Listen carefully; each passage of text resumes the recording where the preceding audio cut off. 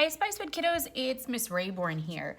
So we are going to make a little elements of art zine. You may have done this before with Miss Rayborn, where we fold ourselves a little booklet, and we've done it with cartoons before and things like that.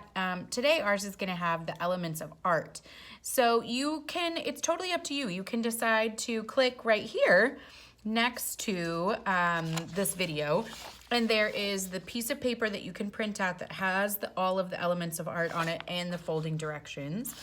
Or if you don't have access to a printer, or you just don't even want to use that one, it's totally fine. I'm actually just going to use a regular old piece of paper and show you how to make your own without that. So you would fold your piece of paper, if you happen to have this one, or if you've printed it, you would fold it just the same as this one, but not everybody has access to a printer and has those things. So if you want to click right there and print it, that's great. If you're at school, Miss Rayborn will have some copies available for you.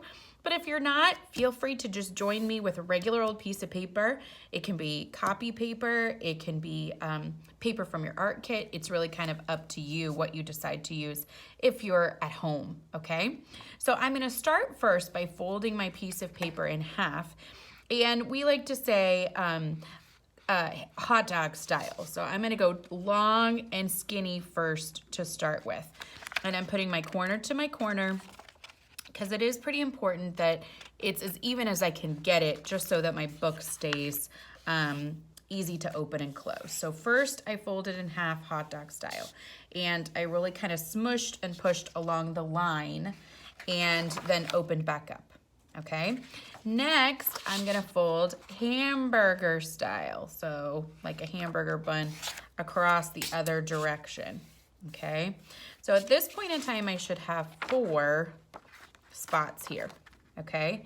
Now, Miss Rayborn is folding a little bit differently the directions. If you really want to do it their way, you totally can. It won't cause any problems. They just did the hot dog style this step, but I like to do it first. That's my favorite way. The next thing I'm going to do is I'm going to flip it over, and I'm going to fold this section backwards. And then I'm gonna look. So right now I'm starting to make a W. Do you see how I have this part? And then I'm gonna fold this section back like this. Okay, so I know I've done a good job if I look at it and it makes like this, a W kind of a shape, okay? So the next thing I get to do is a little bit of cutting. This can be a little bit nerve-wracking because we're nervous that if we cut in the wrong place, we'll mess it up.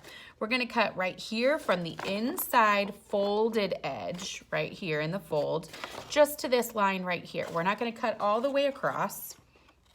We're just gonna go across to here, right there to the middle, like that, okay? This is my favorite part because it all kind of comes together all at once.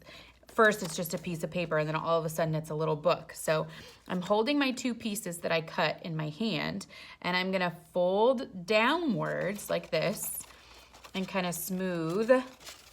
And you should have something that looks kind of like a plus. And then all I have to do is fold it down together flat. Now, since I was using just a plain old piece of paper, I don't have the things written out. So I would just need to take a minute and label the front, and you absolutely could make it so much more decorative than this, right? If you're working on yours, it's up to you.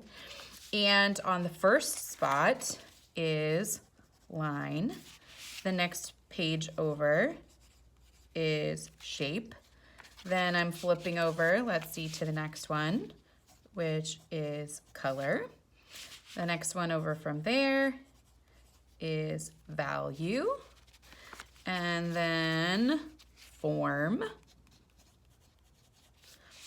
and then texture, and then on the very back is space. So whether you're working with this book that got you printed out, or this one that you made for yourself from just a plain white piece of paper, you would start, and on each page, you're going to do things that are examples of that element of art. So I can use colored pencils, I can use crayons, I can use markers. And on the line page, for example, I probably would just have a variety of different kinds of lines. I might switch to new colors and just see kind of how creative I can get with my lines. Then, of course, I would switch over to shape. I would draw a variety of different kinds of shapes. You could even make each one of these be their own little kind of mini masterpiece using that particular element of art. So as you're working your way along, you'll have a page for line, one for shape, one for color, one for value, which is about the lightness or darkness of a color. Lots of shading here. Form, which is about a shape that turns into a form. A circle becomes a sphere, a square becomes a cube.